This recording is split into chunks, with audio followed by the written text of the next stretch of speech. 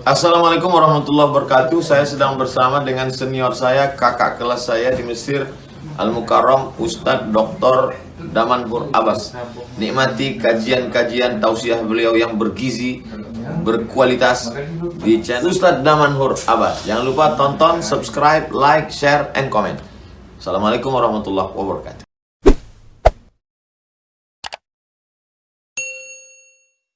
Assalamualaikum warahmatullahi wabarakatuh. Alhamdulillahilladzi ahyana ba'dama amatana wa ilaihi nusyur. Asyhadu an la ilaha illallah lahu da'watul haqq. Harisun 'alaiha wa ujaba tabsyiri biha wal takum minkum ummatun yad'una ila al-khair wa ya'muruna bil ma'ruf wa yanhauna 'anil munkar wa ulaika humul muflihun. Wa asyhadu anna Muhammadan 'abduhu wa rasuluhu ballagha ar-risalah وأدى الأمانة ونصح الأمة وكشف الغمة حتى أتانا اليقين ليلها كنهارها لا يزغ عنها إلا هالك. اللهم صل على سيدنا محمد النبي الأمي الحبيب المحبوب العلي القدر العظيم الجهد وعلى أزواجه أمهات المؤمنين وذرياته وآل بيته وأصحابه أجمعين. اللهم صل على روح محمد في الأرواح وعلى جسده في الأجساد وعلى قبره في القبور. اللهم بجاه سيدنا محمد بن عبد الله صلى الله عليه وسلم ألق بيننا وبين سيدنا محمد في الدنيا والآخرة. رب اشرح لي صدري ويسر لي أمري واحلل عقدة من لساني يفقهوا قولي أما بعد. Para asatiz yang saya muliakan, ayah bunda yang saya cintai, dan bapak ibu jemaah salat subuh yang dirahmati Allah, marilah senantiasa kita panjatkan puji dan syukur kita kepada Allah yang telah memberikan nikmat iman kepada kita sehingga kita dapat melangkahkan kaki kita untuk melaksanakan salat subuh berjamaah. Sembari beriktikaf di tempat yang penuh dengan kemuliaan ini, semoga ini menjadi amal saleh yang akan memperberat mizan kita nanti di hari akhirat. Salawat dan salam bersama-sama kita panjatkan kepada junjungan kita Nabi besar Muhammad sallallahu alaihi wasallam yang telah mengajarkan kepada kita umat manusia segala aspek tatanan kehidupan. Tidak ada satupun yang tidak disampaikan oleh baginda Rasulullah sallallahu alaihi wasallam, sehingga kita tahu apa yang harus kita sampaikan dan apa yang harus kita kerjakan menurut panduan yang diajarkan oleh baginda Rasulullah sallallahu alaihi wasallam. Semoga jamaah yang berhadir pada subuh yang berbahagia ini merupakan di antara umat Nabi Muhammad sallallahu alaihi wasallam yang akan diberikan syafaat oleh baginda Rasulullah sallallahu alaihi wasallam dan akan disuguhkan air dari telaga Kautsar dari tangan mulia tersebut. Allahumma amin. Bapak ibu jamaah salat subuh yang dirahmati Allah, pada subuh yang berbahagia ini kita akan membahas dosa yang ke-13, yaitu al-imam al-ghash li ri'ayatihi al-zalim wal jabbar, yaitu membahas tentang dosa besar yang ke-13 mengenai seorang pemimpin yang berlaku zalim dan semena-mena terhadap pimpinan, terhadap bawahannya. Imam Adz-Dzahabi di dalam kitabnya Al-Kabair halaman 168 menyebutkan, qala Allah Ta'ala innamas sabilu 'alal ladzina yadhlimuna an-nasa wa yabghuna fil ardi bighairi al-haqq ulaika lahum 'adzabun alim. Wa qala Ta'ala كانوا لا يتناهون عن منكر فعلوا لبئس ما كانوا يفعلون. وقال النبي عليه الصلاة والسلام كلكم راع وكلكم مسؤول عن راعيته. وقال عليه الصلاة والسلام من غشنا فليس منا. Beberapa ayat dan hadis yang dituliskan oleh Imam Adz-Dzahabi menyebutkan bahwasanya ini merupakan salah satu dosa besar, yaitu pemimpin yang zalim, di mana di dalam surat Asy-Syura ayat 42 Allah berfirman, innamas sabilu 'alal ladzina yadhlimun, sesungguhnya dosa besar bagi orang-orang yang melakukan kezaliman kepada manusia, wa yabghuna fil ardi bighairi al-haqq, dan mereka melampaui batas pada saat mereka mengelola bumi ini. Ulaika lahum azabun alim, dan mereka akan ditempatkan dengan azab yang sangat pedih.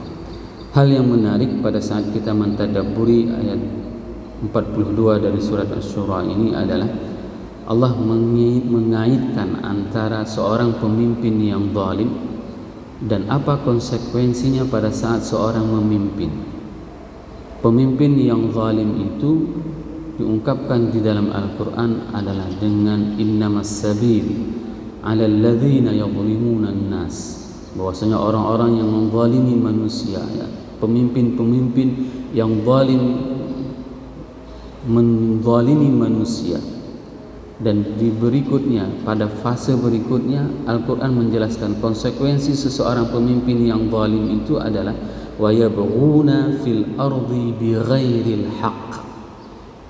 Kaitannya sangat erat, dan ini sudah sering saya jelaskan di dalam majelis ilmu ini. Kata-kata seseorang apabila dia sudah melewati batas semena-mena dalam hal harta, maka ungkapan yang diungkapkan di dalam Al-Quran itu adalah bagha. Ini yang harus kita tadabburi. Kenapa pada saat seorang pemimpin yang semena-mena itu diungkapkan di dalam Al-Quran dengan ungkapan kata-kata tagha, seperti yang diungkapkan kepada Fir'aun, innahu tagha. Sesungguhnya Fir'aun itu adalah kelewat batas dalam hal urusan kemimpinannya. Hal yang menarik, seseorang pemimpin yang menzalimi manusia, maka dia juga akan mengambil harta manusia, yaitu dengan ungkapan wa yabghuna fil ardi bighairil haqq. Lihatlah berapa banyak hari ini pemimpin yang mencalonkan dirinya sebagai pemimpin. Mereka sudah mempunyai harta, tapi mereka juga kepingin harta lebih lagi dari pimpinan. Pada saat mereka menduduki sebuah jabatan, mereka ingin mengeruk harta-harta rakyat tersebut, ingin memeras harta-harta rakyat. Apa bedanya mereka dengan Belanda dulu? Kalau Belanda, mereka itu menyedot semua hasil bumi, rakyat-rakyat itu dibuat sengsara.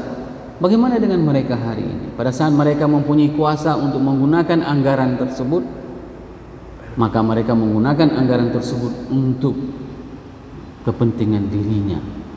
Maka di sini Al-Quran menjelaskan kepada kita sangat-sangat jelas, sesungguhnya pemimpin yang zalim tersebut adalah yang menzalimi hak manusia.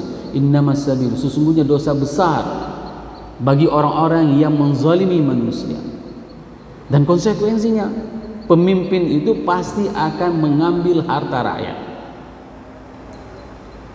Namun ada di antara pemimpin yang mereka itu tidak melakukan kezaliman, dan mereka juga akan mencari harta dengan sewajarnya. Lihat dan pelajarilah bagaimana kisah Umar bin Abdul Aziz. Umar bin Abdul Aziz itu seorang pemimpin yang sangat adil. Masa jabatannya itu bukan seperti masa jabatan di Indonesia, bukan 5 tahun. Umar bin Abdul Aziz itu 1 tahun 8 bulan masa jabatannya.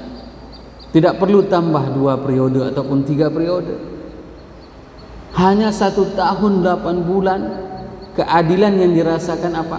Serigala bisa makan berdampingan dengan seekor domba. Begitulah terjaminnya rezeki mereka. Sehingga mereka tidak akan pernah berburu. Sehingga mereka tidak akan pernah memakan serigala tidak akan pernah memakan domba. Domba peliharaan masyarakat, warga, tidak akan dimakan oleh serigala. Dan saya menemukan cerita dari seorang pawang yang hidup di Loser.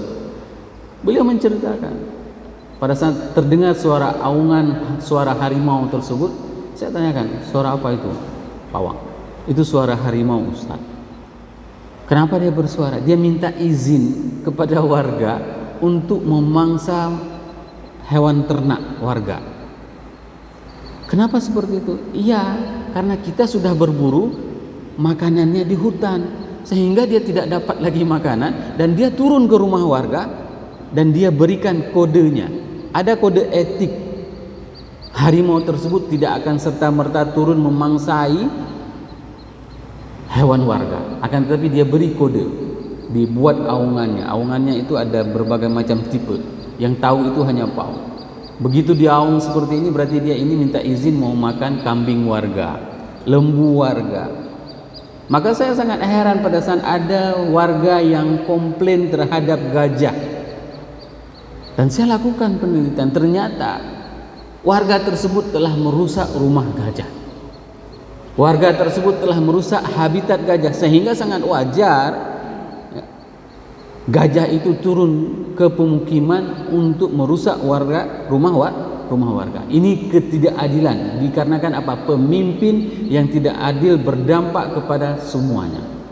Bukan hanya manusia, hewan juga berdampak.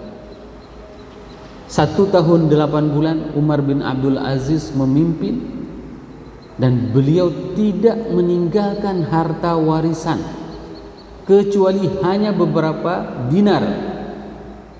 Sedangkan beliau mempunyai 11 anak perempuan.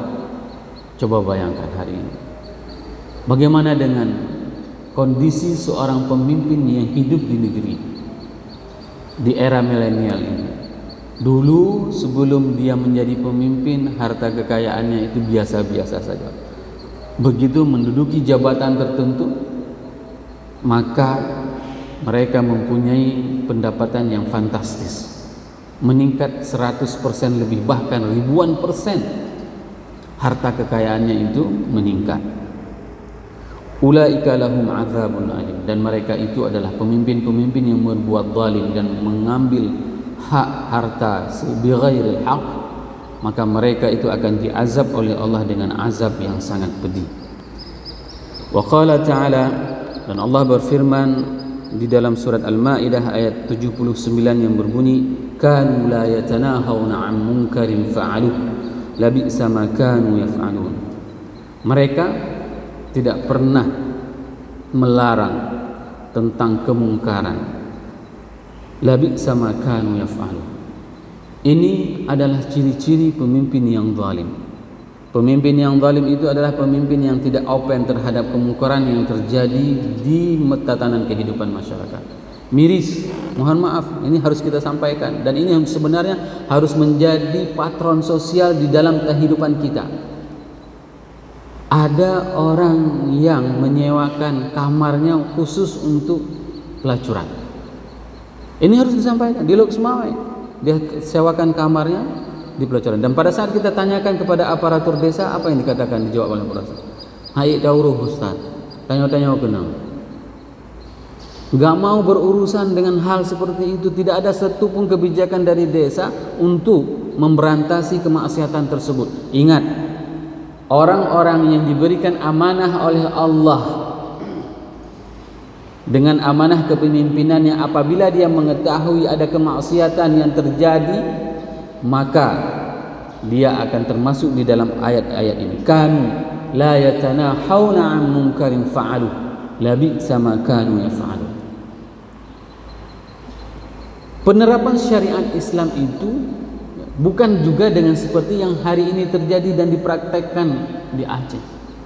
Bayangkan di Aceh itu diberantasi syariat Islam itu, penegakan syariat Islam itu dengan menggeledah kamar-kamar hotel. Syariat Islam itu sangat privasi, Bapak Ibu jemaah yang dirahmati Allah. Kita tidak mempunyai ranah seperti itu. Kayak bongkar kamar hotel, kayak lumur musum, bukan seperti itu. Tidak pernah kita harus mencari-cari kesalahan orang, akan tetapi yang harus kita lakukan itu adalah antisipasinya. Agar apa? Agar semua instrumen untuk orang dapat melakukan syariat itu tidak dilakukan. Mulai dari mana? Mulai dari resepsionis. Saya menemukan sendiri dengan mata kepala salah satu hotel ternama di Banda Aceh. Melihat sendiri. Ada 2 orang anak perempuan duduk di depan kamar. Setelah itu tidak lama kemudian masuk seorang anak laki-laki. Ngapain 2 orang perempuan dengan 1 orang laki-laki dalam satu kamar? Pertanyaannya, kok bisa check in orang-orang seperti itu? Ini yang harus kita kuatkan instrumennya. Kalau seandainya kita tidak mau memberantasinya, bukan pada saat dia sudah masuk ke dalam kamar kita tangkap. Tidak pernah ada perlakuan hukuman uqubatuz zina itu setelah dia mengintip orang tersebut, melakukan hubungan, baru ditangkap. Tidak ada. Semua di dalam Islam itu dicegah. Pada saat ada orang yang mempunyai indikasi untuk melakukan zina, maka dicegah terlebih dahulu, bukan ditunggu dulu. Ini pernah terjadi di shooting dulu, begitu dia sudah berzina baru ditangkap sama orang kampung semuanya. Dosa kita, Pak. Syariat Allah bukan seperti itu. Syariat Allah itu adalah menghindari orang-orang untuk melakukan kemaksiatan kepadanya, bukan menunggu orang-orang sudah bermaksiat baru kita tangkap. Ini dosa terlebih kepada para pemimpin yang tidak mau mencegah kepada kemungkaran. Bapak Ibu jemaah yang dirahmati Allah, selanjutnya Imam Az-Zahabi menjelaskan hadis Bukhari dan Muslim, yaitu kullukum ra'in wa kullukum mas'ulun an ra'iyatihi. Setiap kita itu adalah pemimpin, Bapak Ibu jemaah yang dirahmati Allah, dan Allah akan menanyakan tentang kepemimpinan kita, baik itu adalah kita sebagai kepala rumah tangga ataupun kita secara pribadi. Allah akan tanyakan kepada kita tentang apa yang sudah kita lakukan. Allah akan menanyakan kepada kita tentang bakwan yang dulu pada saat kecil, pada saat SD kita makan 5 bilangnya 1. Itu akan diminta pertanggungjawaban oleh Allah. Allah akan meminta pertanggungjawaban, ya, terhadap orang-orang yang makan bakso, ya kan, 2 mangkok bilangnya 1.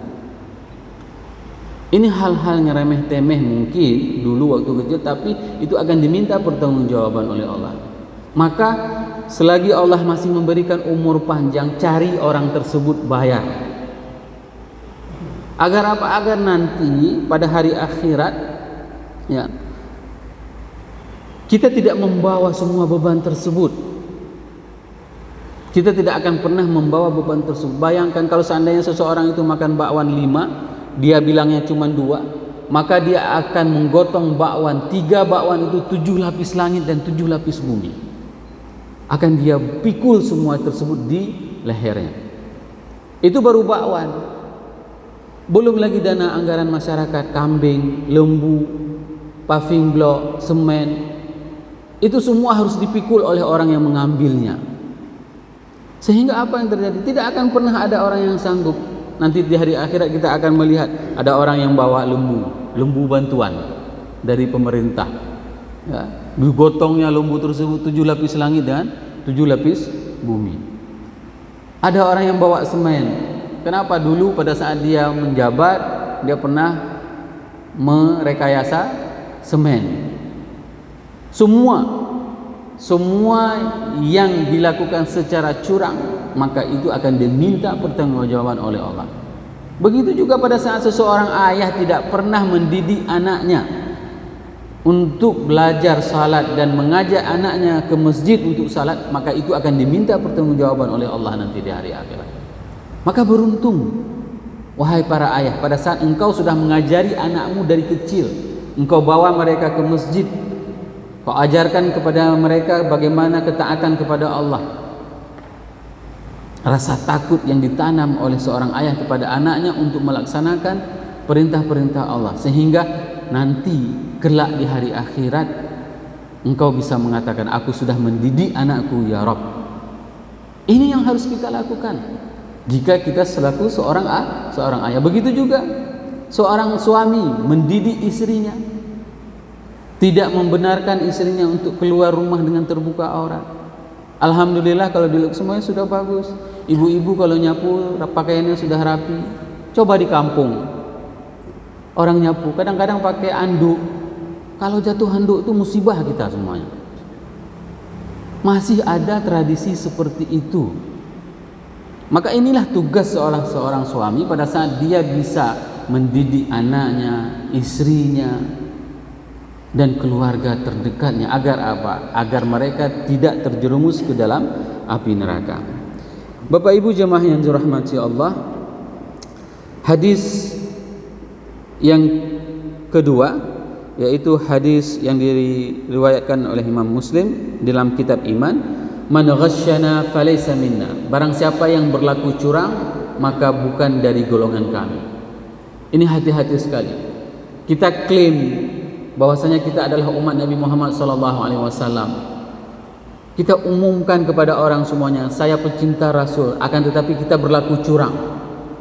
Kecurangan tersebut sangat-sangat banyak kesempatan itu bisa dilakukan oleh seseorang yang diberikan amanah kepemimpinan.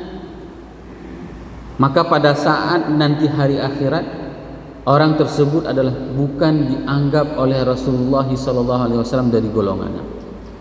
Pada saat dia mengklaim dirinya umat Nabi Muhammad dan dia akan meminta syafaat kepada baginda Rasulullah, maka dia akan diusir oleh para malaikat.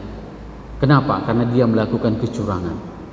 Kecurangan tersebut itu sangat-sangatlah potensial dilakukan oleh orang-orang yang diberikan amanah jabatan. Maka pada saat Allah memberikan amanah jabatan, gunakanlah tanda tangan tersebut untuk bisa mendukung keimanan kepada Allah dan kepada Rasul.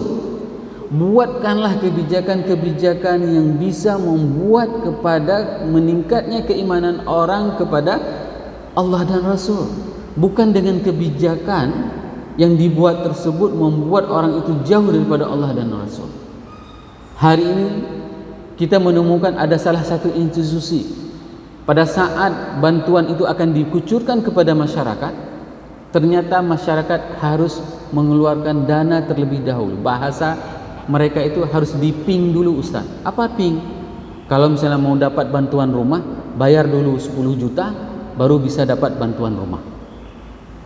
Ini termasuk di antara hadis Rasulullah SAW, man ghasyana falaysa minna.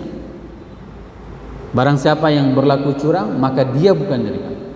Orang miskin itu diminta dulu panjar supaya apa? Supaya dapat bantuan rumah. Sehingga apa yang terjadi? Yang dapat bantuan rumah itu bukan orang yang berhak. Orang yang dapat bantuan itu adalah orang yang memang sudah punya rumah. Bahkan untuk anaknya, bahkan untuk tim sesnya mungkin. Dan ini dapat terjadi. Maka ingatlah, kecurangan tersebut itu akan membuat dia tidak diakui oleh baginda Rasulullah SAW sebagai umatnya. Berbagai macam kecurangan yang terjadi. Semoga kecurangan-kecurangan tersebut tidak diulangi lagi, dan ini menjadi momentum bagi kita semuanya untuk bertaubat kepada Allah Subhanahu wa taala. Selanjutnya Imam Az-Zahabi menjelaskan hadis di dalam kitab Bukhari yang berbunyi, wa qala Nabi alaihi salatu wassalam, adh-dhulmu dhulumat yaumil qiyamah. Kezaliman yaitu kegelapan di hari akhirat. Hari akhirat nanti orang itu akan meraba-raba, tidak mempunyai cahaya. Maka pada saat seseorang melakukan kezaliman, mengambil hak orang lain, menahan hak orang lain, maka itu akan menjadi kegelapan bagi dia di hari akhirat. Saya mempunyai salah seorang teman, dia mengusulkan pangkatnya.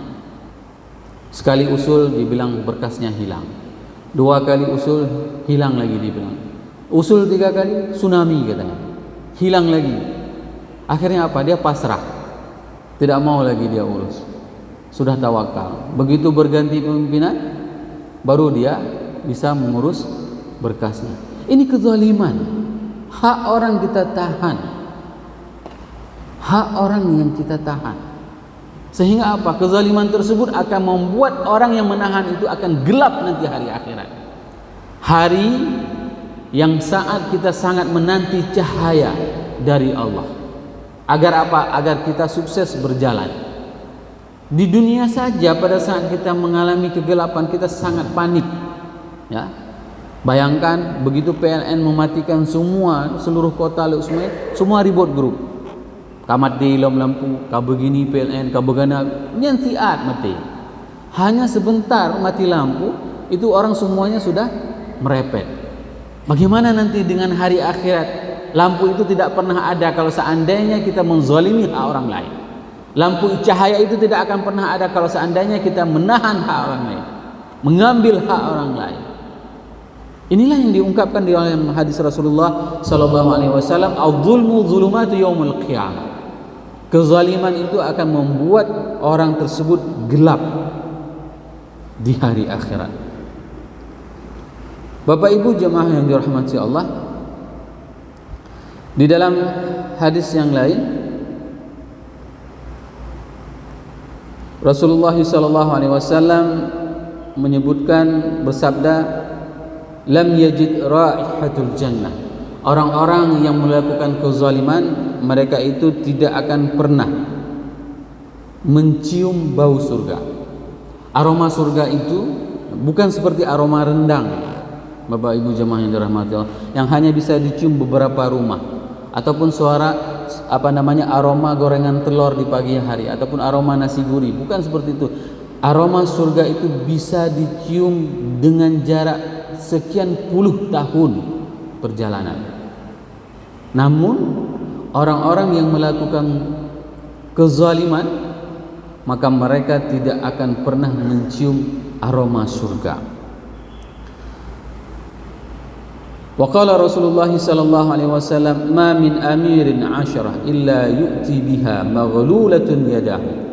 Apabila seseorang yang mempunyai bawahannya 10 orang saja, illa ya'ti bihi yaumal qiyamah maghlulah, kecuali dia datang di hari akhirat itu tangannya terbelenggu ke belakang. Bayangkan, sekarang Bapak punya pimpinan, sebagai pimpinan punya anak buah 10 orang, maka nanti akan datang hari akhirat dengan tangan terbelenggu. Apabila ada anak buah yang dizalimi, maka tidak akan pernah terbelenggu tangan tersebut. Namun jika tidak ada satupun yang terzalimi, maka dia akan terlepas belenggu tangannya.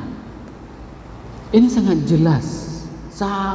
jelas bagaimana konsekuensi seorang pemimpin. Bayangkan hari ini orang semua berebut untuk menjadi pemimpin.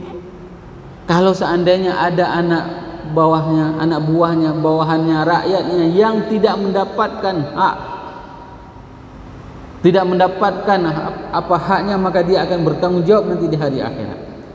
Maka suatu hari Ibnu Mas'ud menceritakan pada saat kejadian dengan Umar bin Khattab. Kenapa Umar melakukan belusukan? Sebenarnya ini belusukan yang dilakukan oleh Umar itu berbeda sekali dengan belusukan yang dilakukan oleh pemimpin kita hari ini. Umar melakukan belusukan itu real, berjalan dengan Ibnu Mas'ud, mengilingi kota, melihat suasana. Pada saat Umar menemukan sebuah rumah, seorang ibu janda yang merebus air sampai anaknya tertidur pulas. Dan pada saat itu Umar menanyakan kepada ibu tersebut, kenapa engkau merebus air, merebus batu? Aku tidak punya makanan. Semoga nanti Amirul Mukminin itu akan dipertanggungjawabkan di hadapan Allah. Umar pulang ke Baitul Mal, mengambil semua kebutuhan hidup untuk ibu tersebut, dan dia menggotongnya sendiri. Pada saat itu Ibnu Mas'ud melihat sendiri bagaimana kegigihan Umar, dan dia ini adalah sebagai bawahan Umar. Ibnu Mas'ud mengatakan kepada Umar, wahai Amirul Mukminin, wahai Khalifah, jangan engkau yang mengangkat beban ini semua, biar aku yang angkat. Engkau kan Khalifah, engkau kan Presiden. Apa dijawab oleh Umar kepada Ibnu Mas'ud? Atahmiluna auzari yaumal qiyamah ya Ibnu Mas'ud? Apakah engkau nanti pada hari akhirat yang akan menggotong semua beban ini, wahai Ibnu Mas'ud? La wallahi, aku yang akan menggotong beban ini di hari akhirat. Biar aku gotong saat aku masih hidup di dunia ini. Hari ini berapa banyak di antara kondisi masyarakat kita, miris kita melihatnya, stunting. Kehidupan mereka itu sama sekali tidak cukup gizinya. Dan pemimpin-pemimpin seperti ini akan diminta pertanggungjawaban oleh Allah. Dan yang lebih parah lagi, orang-orang yang penerima bantuan tersebut orang yang tidak tepat. Orang yang tidak tepat. Dibuat bantuan stunting, tapi yang menerima itu adalah orang yang sehat. Pada saat bantuan itu diberikan, lalu ditanyakan sama yang pemberi bantuan. Ini kejadian di lapangan, saya temukan. Begitu diberi bantuan cash 400.000, diambil sama yang berhak karena dia merasa ini haknya. Lalu si pemberi itu mengatakan, jadi Pak, nggak ada uang kopi untuk kami Pak. Itu ditanyakan. Lalu dikasihlah 400.000, pecahannya tidak ada pecahan kecil, uang 100 ribu, dikasihlah 100.000 terus. Sewaktu itu apa dijawab oleh yang menerima bantuan? Alah, peng dari jin ke jin. Coba bayangkan, uang dari hantu ke hantu, uang dari setan ke setan. Ini kondisi kezaliman yang masih sering terjadi di bumi syariah ini. Seharusnya ini menjadi pelajaran penting bagi kita. Agar apa? Agar kita bisa mencium bau surga. Agar apa? Agar tidak ada terjadi kegelapan di dalam tatanan kehidupan kita. Dengan kita tidak berlaku zalim, maka kita tidak akan mendapatkan kegelapan di hari akhirat, dan kita tidak akan disiksa oleh Allah di hari akhirat. InsyaAllah kita akan sambung tentang kezaliman dengan hadis-hadis yang lain yang sangat banyak, dan ini sangat penting kita sampaikan karena beberapa bulan lagi akan terjadi pilkada. Ya, pilkada ini jangan caprah. Semua kepingin menjadi pemimpin, semua kepingin mempunyai jabatan, tapi ingat beberapa ayat dan hadis ini agar menjadi introspeksi. Pada saat mereka duduk, maka mereka akan menjadi seorang pemimpin yang adil. Subhanakallahumma wa bihamdik, asyhadu an la ilaha illa anta, astaghfiruka wa atubu ilaik. Wassalamualaikum warahmatullahi wabarakatuh.